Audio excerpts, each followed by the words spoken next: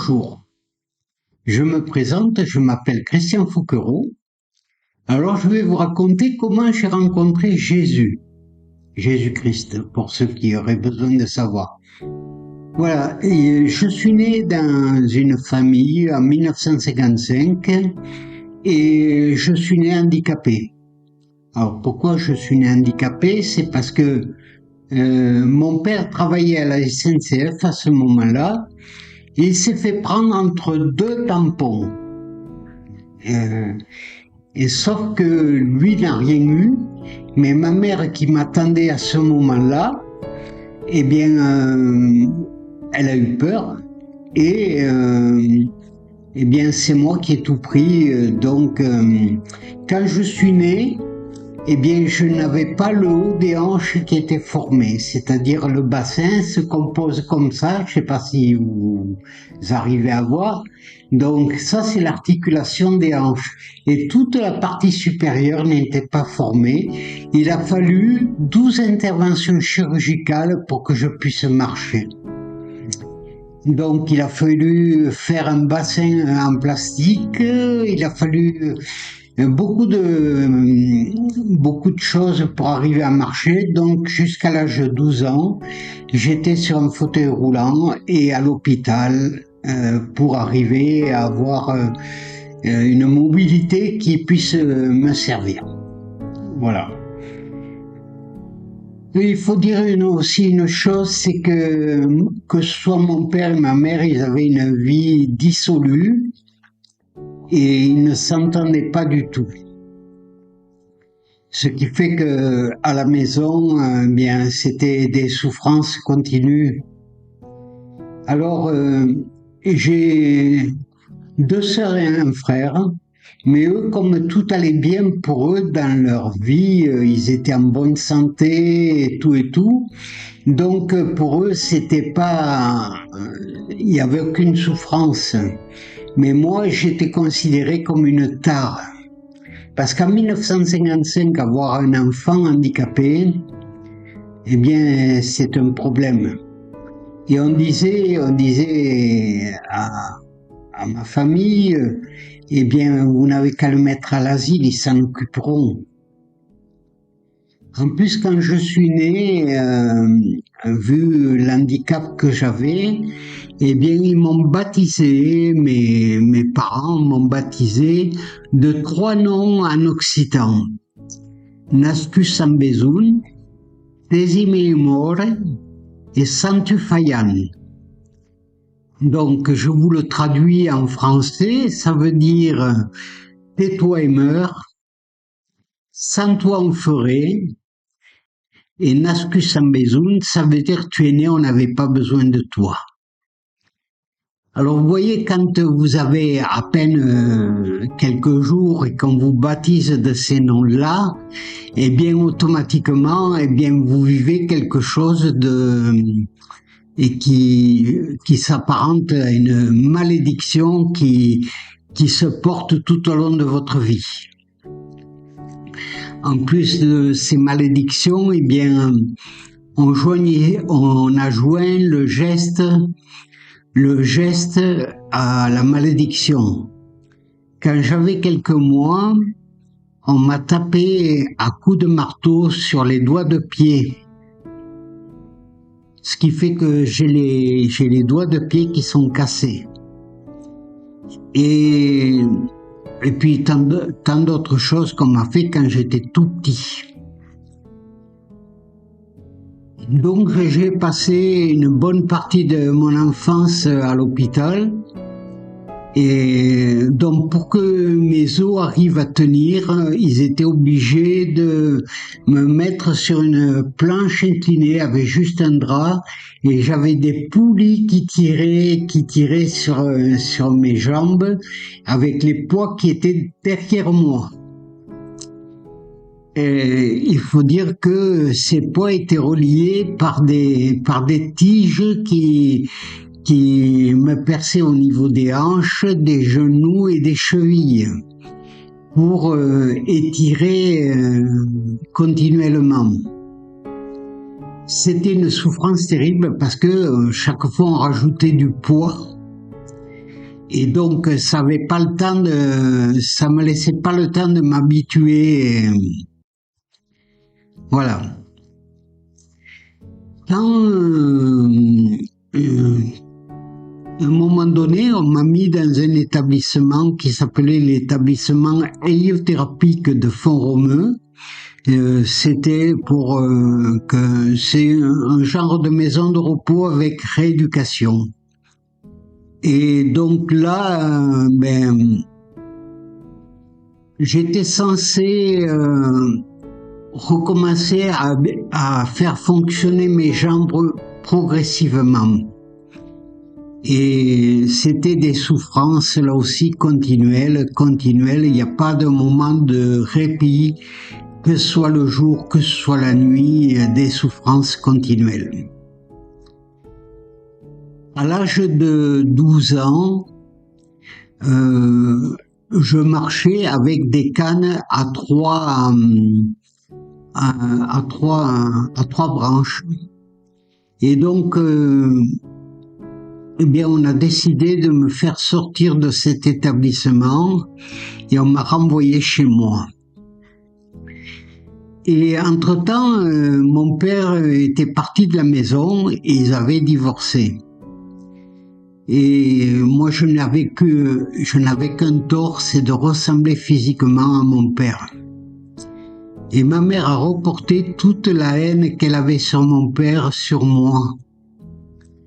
Ce qui fait qu'elle m'a fait subir des tortures qui relèveraient aujourd'hui de la cour d'assises. À savoir des brûlures, à savoir des coups de fouet, des maltraitances de faim, c'est-à-dire que j'étais privé de manger. Je couchais des fois dans le garage par des températures en dessous de 0 avec la chienne, alors que mes frères vivaient confortablement. Enfin, beaucoup de choses comme ça. Et un jour même, alors que j'avais ces cannes-là comme ça, j'avais une mobilité très réduite. Eh bien, ma mère m'a fait creuser une tranchée pour faire l'écoulement de la fosse septique et des eaux usées. Et il fallait que je fasse une tranchée qui devait mesurer 1 mètre pour rentrer les buses.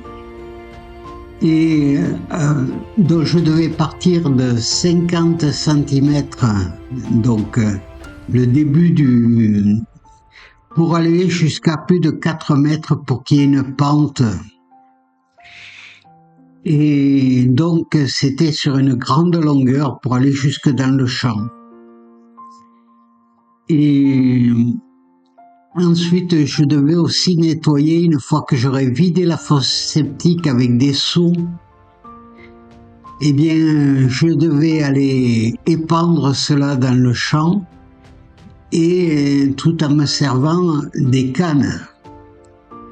Et après, j'ai dû nettoyer la fosse septique.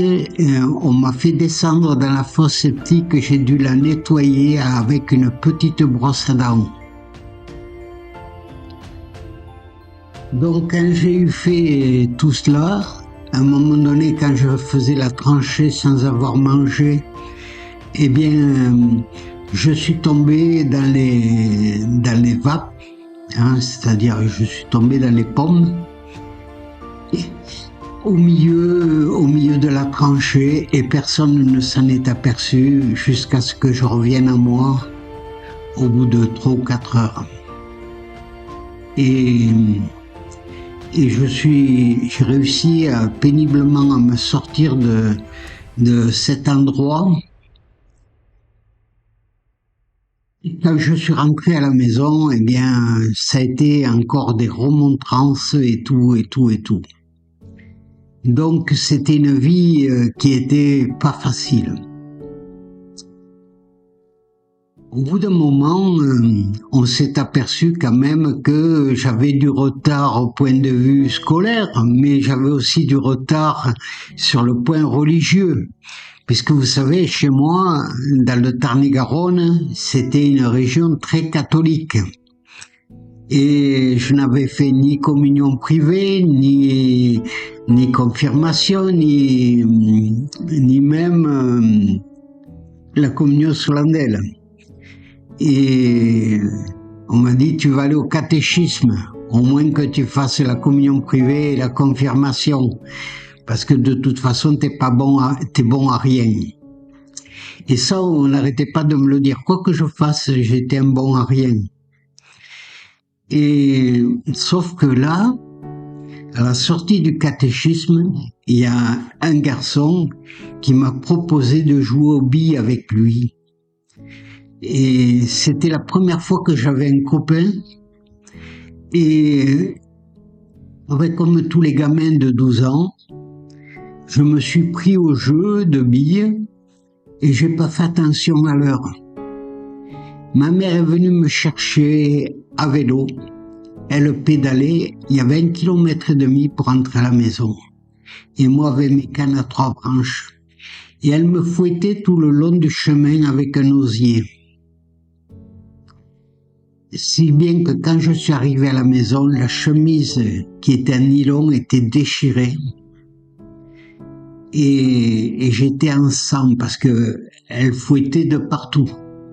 J'avais des shorts et ma chemise, et donc j'étais marqué de tous les côtés. Le lendemain, je devais aller au collège parce qu'il y avait école.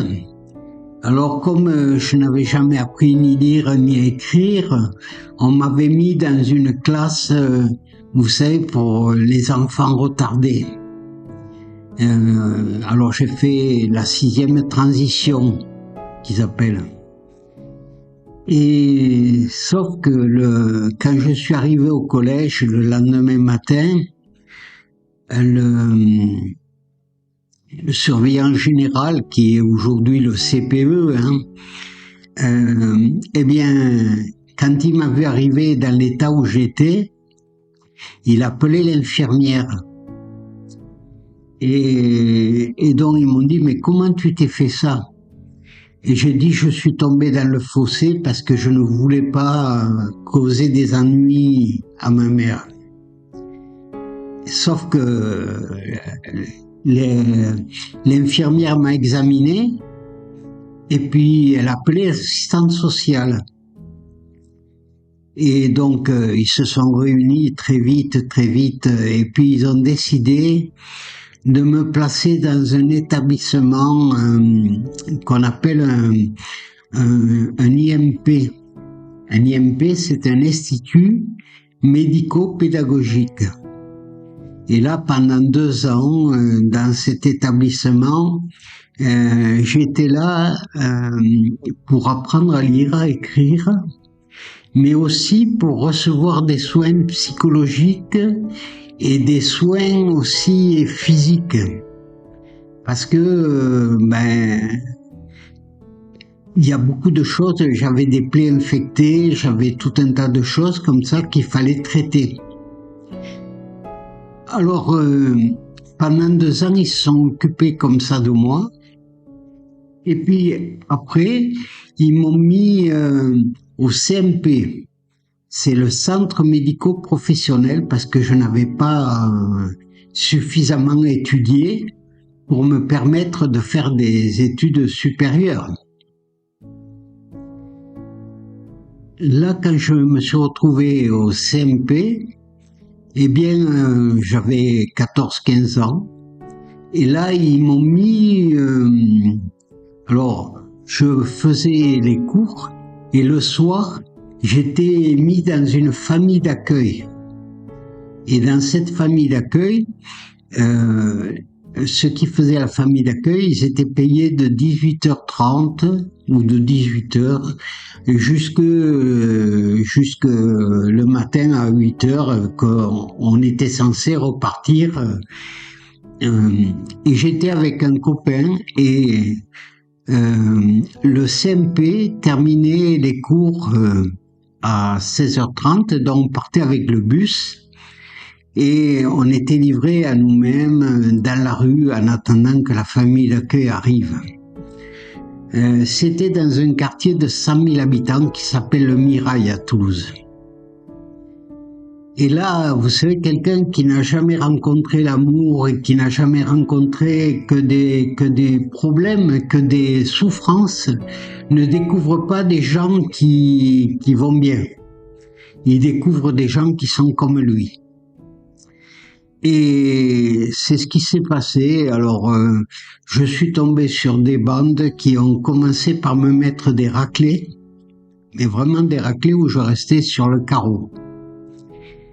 Et jusqu'au jour où je suis tombé sur une bande où c'est qu'ils m'ont dit on va t'apprendre à te battre.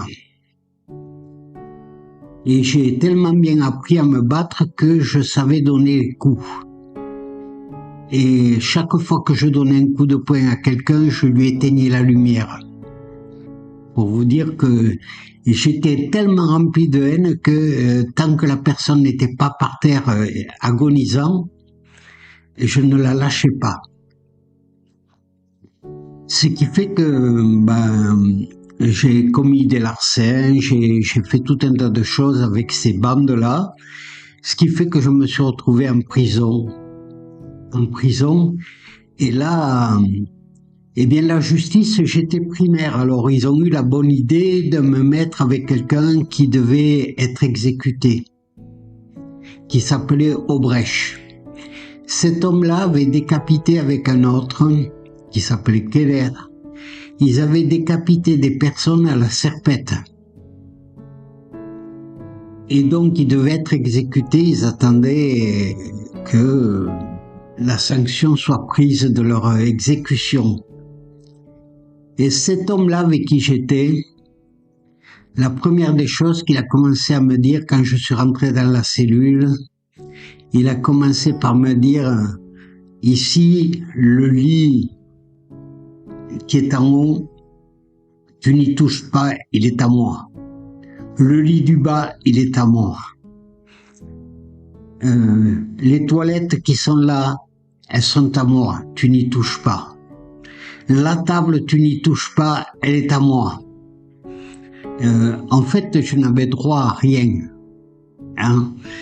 Et il m'a tellement énervé que, eh bien, il a passé 3 jours à l'infirmerie. Et moi, ça m'a coûté 1 semaine de mitard. Alors le mitard, pour ceux qui ne savent pas, c'est une cellule où c'est qu'on n'a rien du tout et qui est fermée et dans le noir. Oui. Donc c'est une cellule disciplinaire. À mon retour dans la cellule, eh bien cet homme qui était avec moi était devenu le meilleur des copains.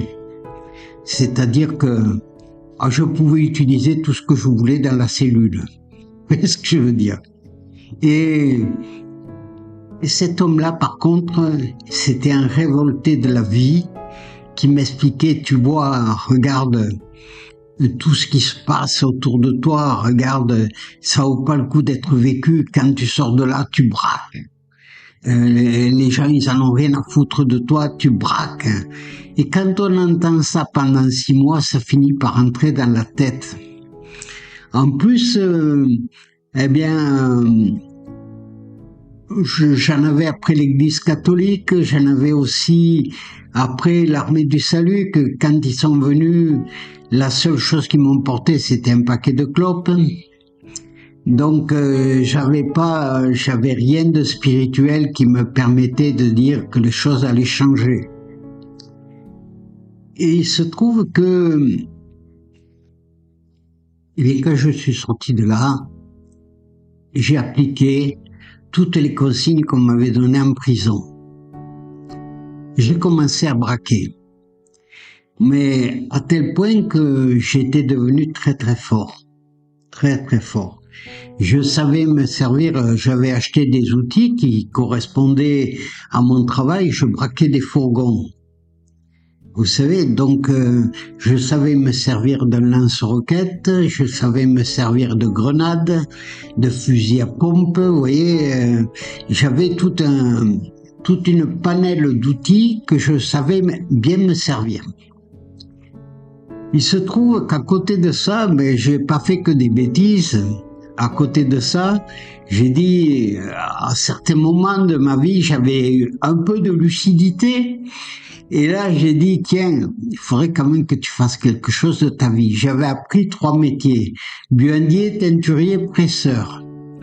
Mais à côté de ça me satisfaisait pas ces métiers parce que il y avait des produits, c'était des produits toxiques. Et j'ai dit, tiens, tu vas passer le BAFA, ensuite tu vas passer une présélection d'éducateur, j'ai passé le diplôme de directeur de centre vacances et tout ça. Bon, j'ai essayé de voir ce que ça pouvait occasionner, mais ça rapportait pas suffisamment. C'est vrai que les braquages, ça rapportait plus. Et donc, j'ai continué ce genre de choses. Il se trouve que je joue au rugby aussi. Et là, j'avais un copain de rugby. Et ce copain, on allait en boîte. Moi, j'avais les cheveux longs, blonds comme ça, les yeux bleus.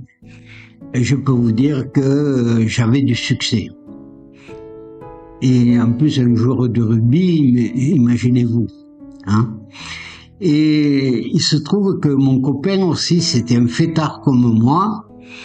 Et donc, on allait en boîte comme ça. Et puis, la veille de Noël, on avait été en boîte. Et puis, moi, je travaillais dans un hôtel à ce moment-là, comme réceptionniste. Et je devais reprendre mon travail le lendemain, chaque fois 6 heures du matin. C'était un 4 étoiles.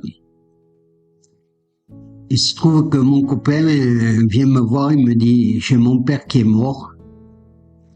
Il me dit, j'ai jamais vu un mort. Il me dit, est-ce que tu peux m'accompagner à Bergerac? Et comme j'étais sorti avec sa sœur, il m'a dit, tu viens à la maison et tu mangeras avec nous et tout, comme ça me permettra que je sois pas trop perturbé par Et alors j'ai fait les 200 et quelques kilomètres qui nous séparaient de Toulouse jusqu'à Bergerac. Et là, je suis parti de là à 2 heures du matin de chez eux. J'avais une 511 100 un peu trafiquée, je dois dire.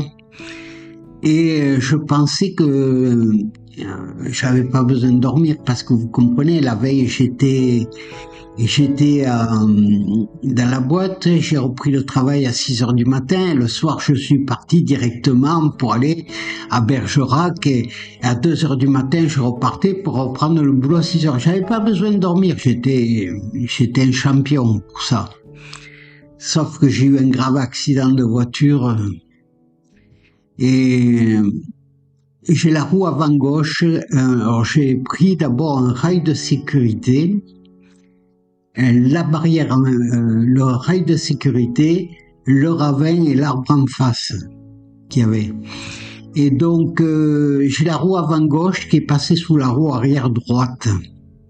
Pour tout vous dire, et le montant de la portière, parce que c'était pas des voitures comme maintenant, le montant de la portière, la ferraille est rentrée dans la joue, là, comme ça. Et l'œil est sorti de la cavité. Et tout ça, c'était du steak haché. Pour vous dire, la main, le poumon, enfin ouais. Et ce qui m'a sauvé, c'est que je n'avais pas la ceinture. Avec le choc, j'ai cassé le dossier conducteur et je suis allé saigner, me vider de mon sang. Sur la banquette arrière, il y avait juste la place pour mon corps parce que la roue de devant Elle est passée sous la roue arrière droite. Je ne sais pas si vous arrivez à voir un petit peu ce que ça donne sur une voiture. C'était vraiment... ils ont été obligés de découper la voiture pour me sortir de là. Et ils ont téléphoné à ma mère parce qu'ils ont trouvé mon identité. Ils ont téléphoné à ma mère. Ils ont dit c'est pas la peine que vous vous pressiez. On l'amène à l'hôpital de Montauban. C'est pas la peine que vous vous pressiez parce que c'est même pas sûr qu'il arrive jusqu'à l'hôpital. Il se trouve que quand je suis arrivé à l'hôpital, mon corps avait quand même tenu. Et quand je suis arrivé à l'hôpital le lendemain matin, il y a une aide-soignante qui venait dans les boîtes où c'est que j'allais, qui m'a dit « Oh, tu es là ?» On va dire « Tu t'es bien arrangé » et puis elle m'a montré une photo. Elle fait une glace, plutôt pas une photo, une glace. Sauf que quand j'ai vu ça à 22 ans, j'ai pris la perfusion que j'avais, j'ai ouvert la fenêtre et je voulais sauter par la fenêtre du 3e étage. Je voulais me tuer. Parce que j'ai dit, ma vie, elle est foutue même mon visage, je n'osais pas le regarder. Et il a fallu, donc ils m'ont plongé dans le coma, il a fallu 4 interventions chirurgicales, 8 mois d'hosto, et j'ai fait 3 semaines dans le coma pour arriver à retrouver un visage, parce qu'ils m'ont refait le visage avec une photo d'identité. Là, ensuite, quand je suis sorti de l'hôpital, on m'a dit, écoutez, d'abord le rugby c'est terminé parce que si vous reprenez un coup de crampon dans le visage, on ne peut pas le refaire. Ça, c'était douloureux pour moi, le fait de ne plus pouvoir jouer au rugby. Et on m'a dit, mais c'est pas tout. Vous ne pourrez plus travailler dans le monde du pressing. Parce que avec le perchloroéthylène, l'acétone, tout ça, c'est très dangereux pour ce qu'on vous a mis et dans la main et dans le visage. Alors on va vous faire passer des tests pour voir si vous êtes capable de faire autre chose. Apparemment, j'étais capable de faire autre chose, donc ils m'ont envoyé faire de la comptabilité à Nice. Alors j'ai dit, chouette alors, je pars à Nice, je laisse toute ma vie du côté de Toulouse et je commence une nouvelle vie à Nice. Sauf que même quand on part loin, si notre cœur n'est pas changé, on part avec nos problèmes.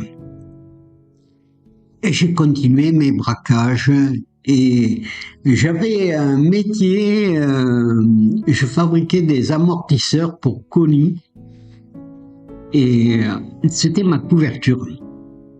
Et j'avais des filles sur le trottoir et je braquais, enfin j'avais pas mal de choses. Et donc ce qui s'est passé, c'est que un jour, quand même, je me suis fait coincer. Le service du grand banditisme est venu me chercher avec 3 quarts de CRS dans l'entreprise où je travaillais. Donc le service du grand banditisme, c'est comme la Berbie aujourd'hui ou le GIGN, vous voyez ce que je veux dire? Ils sont venus me chercher à l'entreprise où je travaillais. Ils avaient entouré l'entreprise afin que je ne puisse pas m'échapper. Ils avaient même mis des gens sur le toit pour que je ne puisse pas m'en sortir, quoi. Et quand ils sont arrivés, ils ont fouillé mon placard là-bas, alors ils ont trouvé mes outils, fusil à pompe, lance-roquettes, en fait tout. Il y avait tout le matériel nécessaire à mon exercice favori. Sauf que là, ça s'est mal passé pour moi, c'est-à-dire qu'ils m'ont conduit au commissariat et puis de là chez le juge d'instruction. Et le juge d'instruction m'a bien étonné parce qu'il m'a dit écoutez, vous êtes connu des services de police de Bordeaux, de Toulouse, de Montpellier, de Paris, de Marseille. Enfin, j'avais épluché, je dirais, beaucoup de villes où c'est que j'avais laissé des traces importantes. Et le juge a dit, mais moi je vais pas vous remettre en prison parce que si je vous remets en prison, vous en avez pour des années. Bon. J'ai dit, ben, celui-là, c'est bien, s'il me refout pas en cabane, c'est bien. Sauf que lui, il m'a dit comme ça, vous allez aller voir le psychiatre 2 fois par semaine. Et avec le mot du psychiatre, eh bien, vous irez marcher au commissariat. Et vous avez comme obligation de trouver un travail régulier et que je n'ai pas à entendre parler du mal de vous. Bon, je vais chez le psychiatre et le psychiatre me reçoit, il me dit ben, allongez-vous sur le canapé là qui est là, et il avait une chaise, il se mettait derrière. Moi j'avais rien à lui dire. Donc ce qui s'est passé, c'est que j'ai fait une sieste, je vous dis pas. Je me suis bien reposé. Et sauf que, eh bien, à ce moment-là, cet homme m'a dit, mais moi je ne peux rien pour vous, monsieur. Je ne peux rien pour vous. Il y en a qu'un qui peut quelque chose pour vous, c'est Jésus-Christ. C'était un psychiatre chrétien. Alors moi j'ai commencé, ne me parlez pas de Dieu, regardez, c'est la plus grande banque du monde, le Vatican, regardez, tout ce qu'ils font, c'est des mafieux, c'est ci, c'est cela. Bon. Ne me parlez pas de la société, ils m'ont toujours rejeté, enfin, j'accusais tout le monde. Et en fait, ce qui se passait, c'est que quand j'accusais les autres, c'est que je fuyais mes responsabilités. Et cet homme-là m'a dit, eh bien, on va essayer de travailler, on va se mettre face à face sur une chaise et on va parler des choses positives que vous avez, parce que j'ai étudié votre dossier, vous avez quand même de belles choses que vous avez fait. Alors, on a discuté comme ça, puis il m'a dit, écoutez, vous avez quand même une présélection d'éducateurs, vous êtes directeur de centre vacances, vous êtes un très bon animateur. Écoutez, vous savez ce qu'on va faire? Je vais vous faire entrer au Scout de France. Donc, je connais très bien le commissaire départemental et je vais vous faire entrer au Scout de France.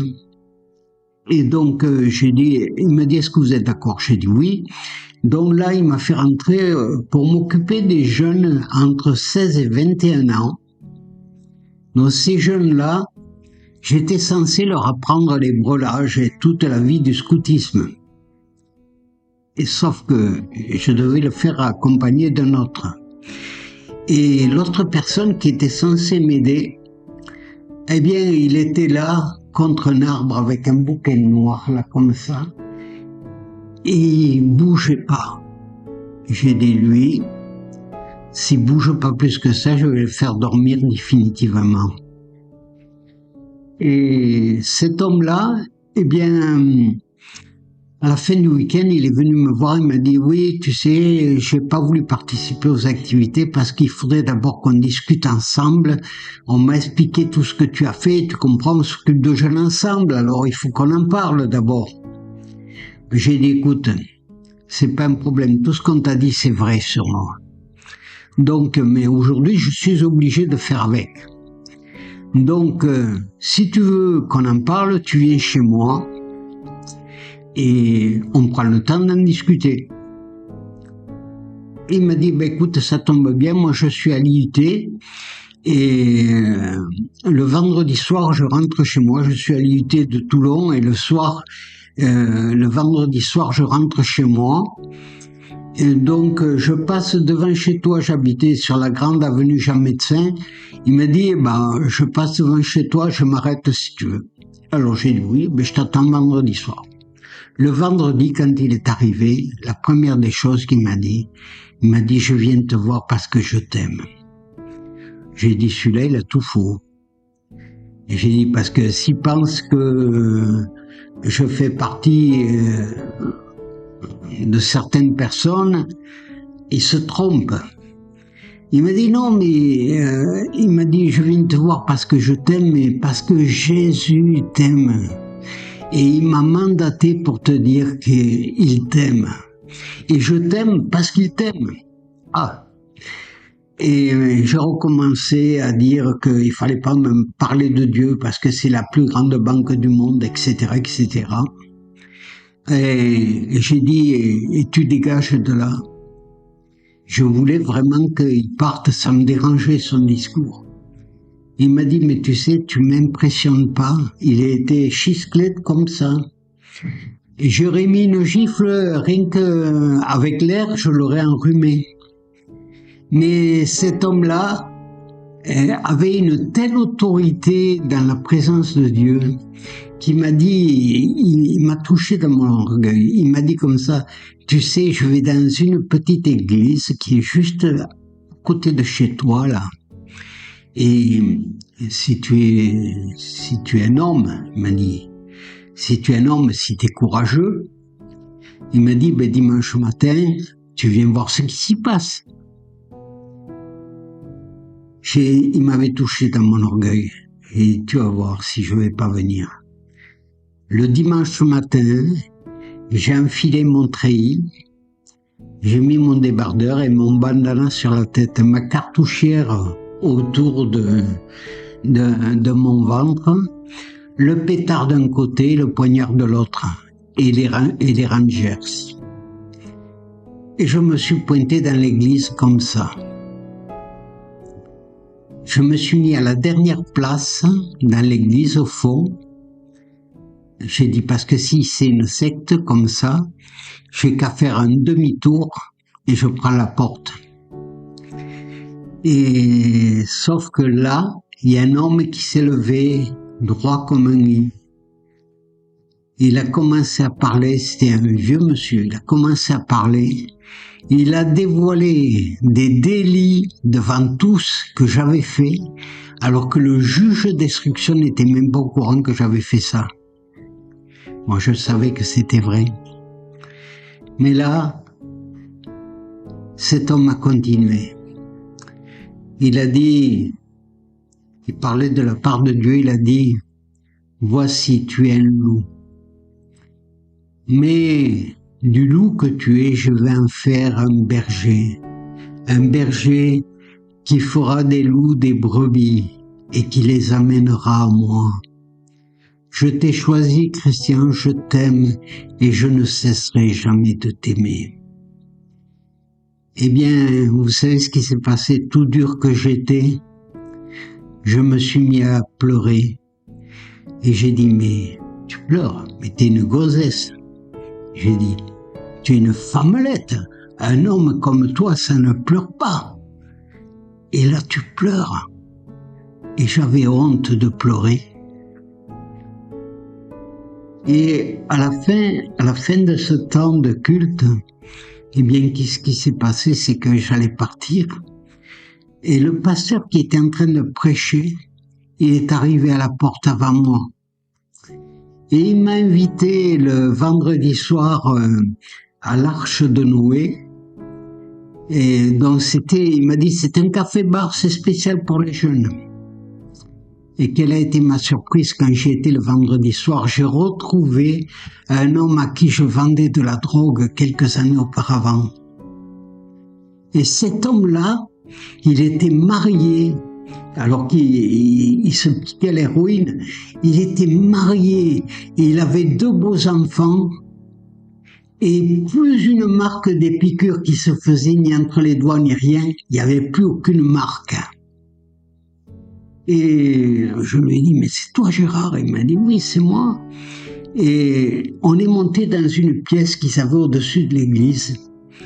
Et cet homme-là, moi j'étais debout, il s'est mis à genoux devant moi, il a crié à Dieu pour mon péché. Vous savez ce qui se passait? Dans mon être, ça me faisait comme quand on a fait une course en montagne, qu'on a bien transpiré, qu'on va prendre une bonne douche. Je sentais comme un poids au fur et à mesure qui partait de ma vie. Et le dimanche matin, j'ai dit, il faut que j'y retourne par moi-même pour voir ce qui s'y passe. Et ce dimanche matin-là, c'est un autre monsieur qui parlait et qui était aussi âgé et qui n'était pas là le dimanche d'avant, je dois le préciser. Il a dit, je t'ai montré vendredi soir comment je peux toucher ta vie. Je t'ai choisi, Christian, parce que tu es un loup, mais je veux faire de toi un berger, je te l'ai déjà dit. Je t'ai choisi parce que je t'aime et je ne cesserai jamais de t'aimer. Ce jour-là, je me suis levé d'un bond. J'étais toujours dans le même attirail avec mon revolver et mon poignard et ma bandoulière.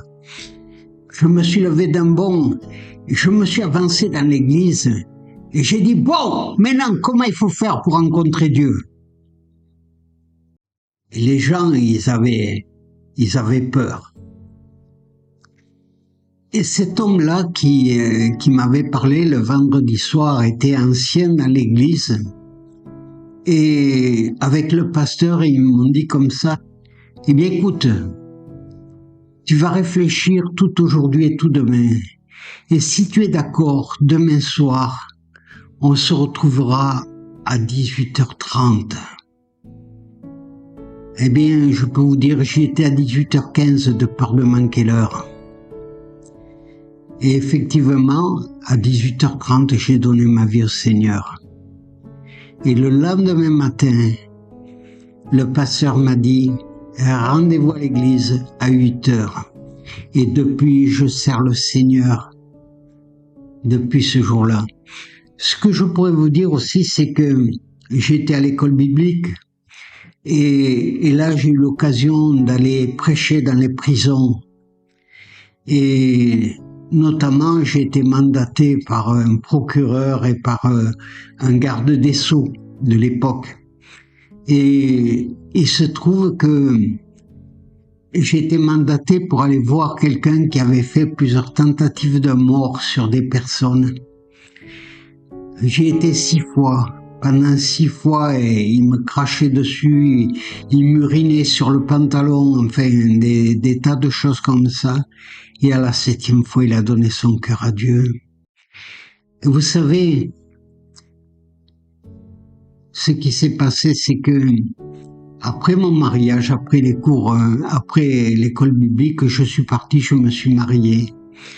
Et 15 jours après que j'étais marié, j'ai reçu une missive du tribunal de grande instance de Chalon-sur-Saône me demandait de revenir. Et donc j'y suis allé et là, ils ont fait attendre mon épouse dans le couloir. Et puis ils m'ont fait rentrer dans la salle de cour d'assises. Et là, ils ont décrit toute ma vie, tous les délits que j'avais faits, tout ce qui s'était passé dans ma vie. Entendu que vous avez fait ci, que vous avez fait là, que vous avez fait ci, alors je me disais, ben là, je vais prendre cher. Et au bout d'un moment, entendu que Jésus-Christ a changé votre vie, entendu que vous avez servi la République, nous, ministère de la Justice, nous décidons de vous rendre votre casier judiciaire entièrement vierge. Vous pouvez rentrer maintenant dans l'administration. Alors vous savez ce que je dirais là, c'est que Dieu a changé tout dans ma vie. Mais particulièrement, si je devais le résumer, je le résumerais en 2 lettres. Il a changé la plus laide des lettres de l'alphabet, selon moi. C'est la lettre H qui représentait toute la haine que j'avais dans ma vie. Il a remplacé par la plus belle lettre, la lettre A. Il m'a rempli d'amour pour mon prochain. Et depuis, je suis berger. Je suis berger et je m'occupe des gens qui ont tant besoin de découvrir l'amour de Dieu. Si ce message vous a touché, alors soyez bénis.